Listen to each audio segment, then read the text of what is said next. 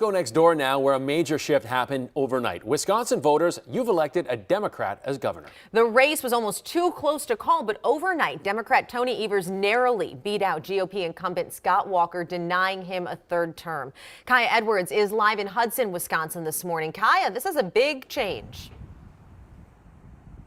Absolutely. And this morning we have talked to a man who actually voted for Evers, but we also know there's a lot of support here for Governor Walker. As a matter of fact, Vice President Mike Pence was here in Hudson just last weekend campaigning for him. So we were curious about what people here think about this big change. More on that in just a moment, but first let's fill you in on what happened overnight. So absentee ballots in Milwaukee apparently put Evers ahead by with 50% of the vote compared to Walker's 48%. So that's a margin that's too large for this state. This change is a big deal because Evers could unravel what Governor Walker did during his 2 terms as governor here. For example, Evers wants to renegotiate a development deal that Walker signed with a company based in Taiwan.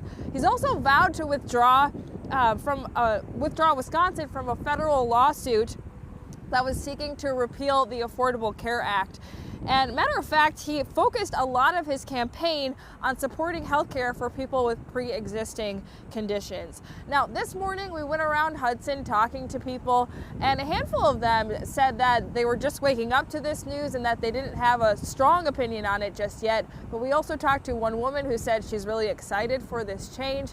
And then online on Twitter, we are seeing a lot of Democrats, of course, celebrating. Back to you. Well, you found some early risers in Hudson. Thanks a lot for that update, Kaya. Other big races finalized this morning. Democrat Keith Ellison is Minnesota's new attorney general. He defeated Republican Doug Wardlow. Ellison has spent nearly the last decade as the state's 5th district representative in Congress. And an upset in Minnesota's 3rd congressional district. Democrat Dean Phillips beat out incumbent Republican Eric Paulson. Also flipping a key seat in the House, Democrat Angie Craig in a rematch of 2016. Craig upset Republican Jason Lewis.